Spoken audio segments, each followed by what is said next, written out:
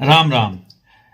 ऋण पितर की श्रृंखला का चौथा भाग है ये। और आज मैं जिस ऋण के बारे में बात करने जा रहा हूं वह शुक्र ग्रह से जुड़ा हुआ है। इस ऋण का नाम है स्त्री ऋण। ये उत्पन्न कैसे होता है, यानी कि इसके पीछे कौन सी ऐसी पाप की वजह होती है जो आपके पूर्वजों ने गलती की होती है या आपने की होती है, जिसके वजह से ये ऋण उत्पन्न होता है, और इसके फल क्या मिलते हैं और इसका उपाय क्या है, हम सब जानेंगे। सबसे पहले बात करते हैं ये उत्पन्न कैसे होता है। कुंडली में हमें कैसे पता लगेगा कि हमारी कुंडली में स्त्री ऋण है। तो शुक्र के घर माने गए हैं खाना नंबर 2 और खाना नंबर 7। इन घरों में शुक्र के शत्रु सूरज, राहु और चंद्रमा जब भी इनमें से 1, 2 या तीनों प्लेस्ड हो, ठीक है ना, तो ये ऋण बढ़ जाता है। ठीक है ना, कुंडली की एस्ट्रोलॉजिकल रीजन। अब इसके पीछे पाप क्या होता है, इंसान ने ऐसा कौन सा दुष्कर्म किया होता है उसके पूर्वजों ने, जिसकी सजा उसे मिलती है कुंडली में ऐसी ग्रह चाल के द्वारा, वो सुनिए। वजह पाप है ना, कुटुंबी पेट मार, औरत को बच्चा जन्ने की हालत में किसी लालच की वजह से जान से खत्म कर देना। तो कहने का मतलब, परिवार में कोई औरत प्रेग्नेंट थी, बच्चा दुनिया में आने वाला था, किसी वजह से उसका कत्ल कर देना। तो ये स्त्री पर भी लागू होता है, क्योंकि शुक्र ग्रह कहीं ना कहीं गाय का भी माना जाता है कारक। तो मैं देखता हूं हमारे भारतवर्ष में ऐसा बहुत होता है, गाय जब बच्चा देने की हालत में ना हो उसे घर से निकाल दिया जाता है। या कई लोग ऐसे भी हैं भारत के कई इलाके कि वह जब गायें प्रेग्नेंट ना हो, बच्चा ना दे सकती हो, दूध ना देती हो ढंग से, उसे घर से निकाल देते हैं। गायें बुच्चड़ खाने वालों को बेच दी, कटवा दी गायें। तो ये 2 तरीके से होता है पूर्वजों के द्वारा, और इस जन्म में भी ये चीजें हो रही हैं। लोग आज भी हम अपने इलाके में देखते हैं गायें छोड़ देते हैं सड़क पे जब वो दूध देने के लायक नहीं रहती। तो ये घर की स्त्री है ना, नवविवाहिता, आपकी बहू, आपकी पत्नी के साथ आप जब ऐसा अत्याचार करते हैं तो ये ऋण बनता है पाप की वजह, बुजुर्गों के द्वारा या आपके द्वारा। और इसकी आम निशानी क्या होगी आपके घर में, इसको समझना। देखो, लाल किताब ना रिसर्च बेस्ड बुक है। अगर आप इसके पूरे शब्द वही समझोगे, पढ़ोगे, तो कई बार आप कई चीजें सुलझा नहीं पाओगे। लेकिन कई चीजों को पंडित जी का आशीर्वाद समझकर सुलझाने की कोशिश करनी चाहिए, उसको समझना चाहिए प्रॉब्लम है क्या और ये कह क्या रही है बुक हमसे। तो बात तो ईश्वर की कृपा से ये किताब करेगी, तो वही कोशिश कर रहा हूं, मैं कर रहा हूं, कल आगे और भी करेंगे। ठीक है ना। तो कहते हैं इसकी आम निशानी आपके घर में जो आमतौर पर पाई जाएगी वो क्या है, उस घर में दांतों वाले जानवरों का पालना, खासकर गाय को पालना या अपने घर में रखने से खानदानी नफरत का असूल चलता होगा। तो कहने का मतलब, यहां गाय ली है, ऋण स्त्री है, ठीक है ना। तो गाय इन्होंने सीधी ले ली, शुक्र की कारक है। तो आजकल के समय में तो गाय है ही नहीं किसी के घर में, इतनी शहरी इलाकों में तो पाई नहीं जाती है ना। फ्लैट्स में रह रहे हैं लोग, अपने बच्चे पालने उनसे मुश्किल हुए, गाय कहां पालेंगे। ये पंडित जी ने उस समय की बात की है। आज के समय में जब भी किसी के घर में बहू आती है ना, कुत्तों की तरह पढ़ते हैं लोग उसको दबाने की कोशिश की जाती है। और कई केसों में ऐसा भी आता है कि बहुएं अपने ससुराल वालों को कुत्ते की तरह पढ़ती हैं। यानी कि हालात ऐसे हो जाते हैं, वजह कुछ भी बने, बहू का तबाह हो जाना। यानी कि उस घर में जो भी महिला विवाह करके आई है उसको घर में रखने से ना, रखने में खानदानी नफरत का असूल, मतलब कलेश होना बहू को लेकर, उसके नुक्स निकालना, बहू के द्वारा सास ससुर या पति के नुक्स निकालना, कलह का वातावरण बनना।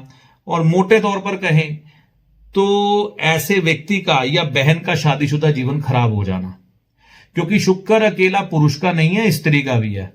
तो दोनों के साथ ये चीज घटित होती है कि अपने विवाह को कायम ना कर पाना, शादी होनी तो बहू को इस तरह से ट्रीट करना कि जैसे ये पाकिस्तान से कोई हमारे घर में घुस आया, यहां हमला कर देगा तो इससे छुटकारा पाना है, मां को अपना बच्चा बचाने की फिक्र है। और दूसरी स्थिति में चले तो बहू को कई बार ससुराल वालों का अटैक कर देना कि इनका बच्चा मेरे बस में आ जाए फिर मेरी चले। तो परिस्थितियां दोनों में मैं समान गिनूंगा, कसूरवार एक नहीं। तो दोनों तरह की स्थिति होती है, हालात दोनों में किसी ना किसी के तो खराब हो ही रहे हैं ना। तो आगे जाके क्या होगा, शादीशुदा जीवन नष्ट हो जाएगा। ठीक है, तो ये इसकी आम निशानी होगी। अब आगे चलता हूं तो यहां पर हमको ये समझना है कि यहां पर इस की कहानी क्या कही गई है। ठीक है, कहानी वैसे तो मैं नहीं पढ़ूंगा, कारण पता क्या है, कई चीजें इस तरह से लिखी हैं आप डर जाएंगे। ठीक है ना, तो मैं आपको डराना नहीं चाहता, आपको समझाना चाहता हूं। ऐसे व्यक्तियों के घर में जिनकी कुंडली में शुक्र का ऋण होता है ना, घर में जब भी उनके खुशी आएगी कोई ना कोई गम साथ में आएगा ही। उधर शादी का बाजा बज रहा होगा, इधर किसी को तकलीफ आ रही होगी। या कई बार हम देखते हैं कोई बहन शादी करके अपने ससुराल में जाती है, पीछे उसके माता पिता को तकलीफ आ जाती है। या हम शादी करके बहू घर के लेके आते हैं और घर वालों को यानी कि बहू के ससुराल वालों को तकलीफ आ जाती है। तो ऐसी परिस्थितियां देखने को मिलती हैं। और खुशी का एहसास, क्योंकि शुक्र खुशी का ग्रह है, खुशी नवविवाहित जोड़े को आपस में रहकर मिलती है, परिवार के साथ जो नया परिवार जुड़ा है उसके साथ तारतम्य मिलाकर मिलती है, बिठाकर मिलती है, वो नहीं बन पाता, जिसकी वजह से मैरिड लाइफ पूरी तरह से डिस्टर्ब हो जाती है, खुशियां खत्म हो जाती हैं, गम का माहौल आता है। और जीवन में शुक्र से जुड़े हुए फल, गाड़ी बंगला, गृहस्थ का सुख, परिवार का सुख, सास ससुर का सुख, बहू का सुख खत्म हो जाता है। और आजकल के समय में अगर हम ध्यान से देखें तो लोगों की शादियां ही नहीं हो रही। तो ये ऋण किसी ना किसी तरीके से तो काम कर रहा है ना। तो कितनी कितनी उम्र निकल जाती है, विवाह ही नहीं हो रहे। तो ये ऋण कहीं ना कहीं शुक्र का आगे प्रभावी है। देखो, एक बात होती है, अगर हम खुले विचारों के हैं और बात को गहराई से समझना चाहते हैं तो हमें एक बात को ना बड़े खुले मंच से सोचना होगा। ज्योतिष डमरू बजाने का खेल नहीं है ना, कि तुम पंडित को मदारी समझो और उसका तमाशा देखने के लिए आओ कि ये मेरी किस्मत को झटके से जादू से बदल देगा, मैं दुनिया में गंद मचा के आया हूं, 2 उपाय करूंगा निकल लूंगा। ऐसा नहीं होता। राज दरबार में जो ज्योतिषी होते थे ना, राजा महाराजाओं के समय से, वो पंडित लोग थे। पंडित का अर्थ क्या है? पंडित तो हम हमेशा, मेरे गुरुजी कहते हैं, लोग क्या समझते हैं, पंडित जो मंदिर में बैठा है, तिलक लगा रहा है, प्रसाद बांट रहा है, पूजा पाठ करा रहा है, वो पंडित है। पंडित वो होता है जिसको ज्ञान की परम उच्च स्थिति प्राप्त हो जाती है। ठीक है ना, तो वो कोई भी हो सकता है, वो पंडित कहलाएगा। नहीं तो पोथी पढ़ पढ़ जग मुआ, पंडित बना ना कोई, 2.5 अक्षर प्रेम का पढ़े सो पंडित होए। तो यहां पर ज्ञान की परमोच्च स्थिति जो होती है ना, वो पंडित की होती है। उस समय वो आपके घर से पानी पीना पसंद भी नहीं करेगा, क्योंकि उसका प्रभाव भी उस पर आएगा। तो यहां पर तो आज के पंडित, कई लोग मैं देखता हूं अपने नाम के आगे ट्रेडमार्क लगा दिया, पंडित एस्ट्रोलॉजर, शाम को पैग पकड़ के बैठे होते हैं। चलो ये बातें नहीं करेंगे, ये तो धब्बा होते हैं, मतलब ज्योतिष के नाम पर, जिनको अपने ही चीजों का एहसास नहीं है कि पंडित का अर्थ क्या है, वो पंडिताई क्या करेंगे।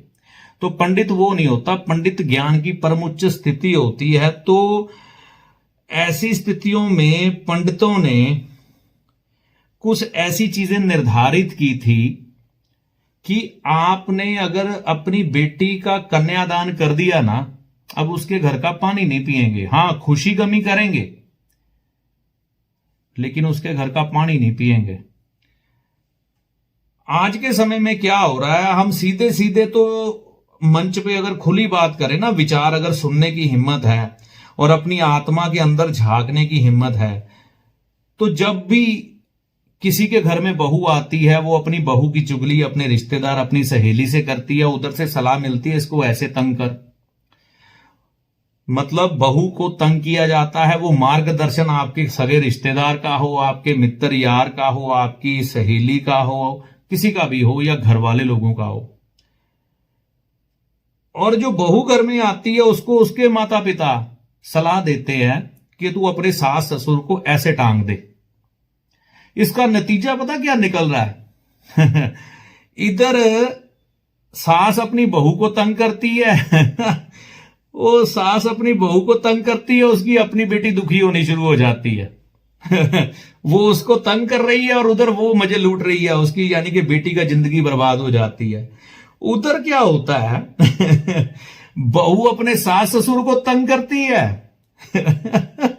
क्या गजब लीला है ना प्रभु की। बड़ा सिस्टम बनाया है, क्या सिस्टम अपडेट है। क्या आपको लगता है वो किसी के कर्मों का हिसाब कर रहा है? आप पे छोड़ा हुआ सब कुछ। अच्छा, बहू अपने सास ससुर को तंग करती है, उधर उसके माता पिता को उसकी उनके भाई की पत्नी आगे टांग के रख देती है उल्टा हंसी आती है मेरे को, है ना। फिर भी मूर्खों की तादाद दुनिया में कम नहीं होती, और मंदिर की घंटियां बजा बजा के भगवान की आरतियां करते हैं, लेकिन जीवन को सुधारने के लिए पंडित कोई नहीं बनता। ज्ञान की परम उच्च स्थिति को पाने के लिए प्रयासरत कोई नहीं है। किताबें पढ़े जा रहे हैं, नाम जपे जा रहे हैं, चिमटे छैने घंटियां बजाए जा रहे हैं, लेकिन अंदर कोई बदलाव नहीं है तो ये अजब लीला है। मतलब ये भी शुक्र का ऋण बन रहा है। अब चाहे बहू सास ससुर को तंग करे, चाहे सास ससुर बहू को तंग करे, तो यहां पर स्त्री ऋण का निर्माण हो रहा है। मोटे तौर पर आज के युग में जो परिवर्तन हुआ उसकी बात कर रहा हूं। यहां तक आ गए, अब आगे चलते हैं। इलाज क्या है? पहले तो अपनी आत्मा से बात करो। जिंदगी ना 200 की स्पीड से निकल जानी है। 15, 20, 25, 30, 40, 50 साल की उम्र में कब पहुंच जाना पता नहीं लगना। उसके बाद डोली उठने का टाइम आ जाना, वीजा आ जाना है ऊपर से, हाँ भाई आजा तेरी फ्लाइट आ गई है। तो उससे पहले पहले अपने आप को शुद्ध कर लो, आखिरी दिनों में कुछ नहीं मिलेगा। ठीक है, तो यहां पर इसका उपाय क्या है? देखो, कुल खानदान, फैमिली ट्री, आपका दादा, दादा के भाई, दादा के भाई के बच्चे, आपके पिता, आपके पिता के भाई, उनके बच्चे, आपकी बुआ, उसकी बेटी या बेटा, बस वहां तक, आगे नहीं जाना। नानका परिवार शामिल नहीं होगा, ससुराल वाले शामिल नहीं होंगे, आपकी बहन, है ना, आपके बच्चे, आपके बच्चों के बच्चे। तो जहां तक आपके खून का असर जाता है ये कोड वहां तक फैलेगा। हां, कई लोगों को अभी दिखाई नहीं दे रहा, आगे दिखाई देगा। इतनी इतनी मोटी किताबें क्या ऐसे ही लिख दी गई हैं, है ना। तो ये सारा कुछ निर्धारित है आपके कर्मफल पर भगवान कैसे सिस्टम चला रहे हैं, मतलब क्या अपडेट्स हैं, समझ से परे है ना।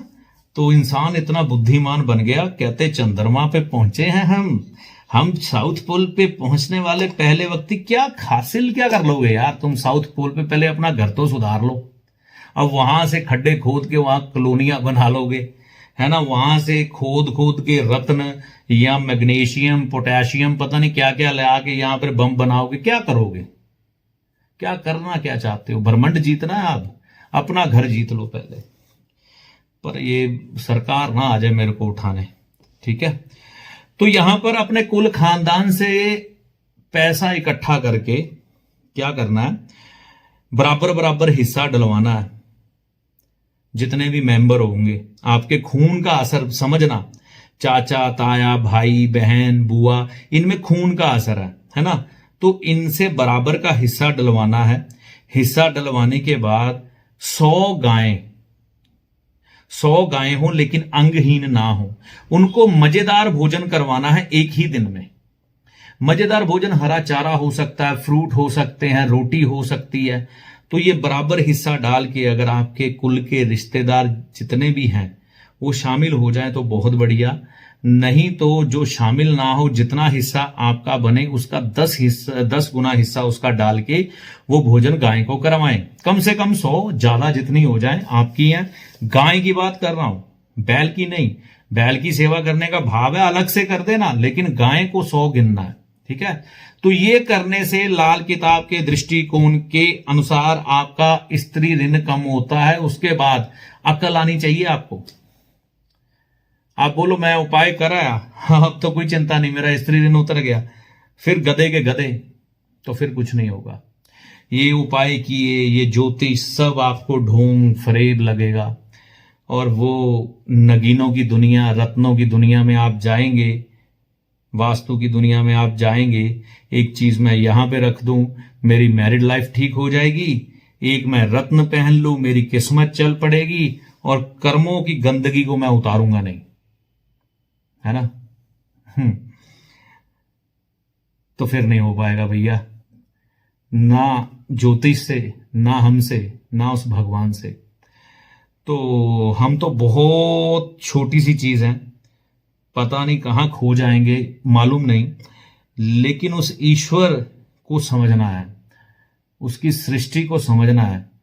वो बैक देता है आपको, जो आप करते हैं आपको वही सूद समेत मिलता है। किसी की बेटी सताओ, अपनी बेटी दुखी। किसी की मां बाप को सताओ, अपने मां बाप दुखी। बस यही था सिस्टम ऋण पित्तर का, आपको बता दिया। तो इसका उपाय करें, आपका ये ऋण पित्तर उतरे और परमात्मा की कृपा से ऐसा हो कि आपको इस उपाय का लाभ मिले, माता रानी की कृपा से, और आप समझ सकें कि जीवन बहुत शॉर्ट है, इसको अच्छे ढंग से जी लें तो बहुत बढ़िया। सभी एक दूसरे के पूरक बनकर एक पेड़ की तरह काम करें, शाखाएं बन के, फिर देखिए जीवन कैसे आनंदित होता है। तो ये उपाय करके देखें, माता रानी की कृपा से लाभ होगा। अगले वीडियो तक के लिए जय माता दी।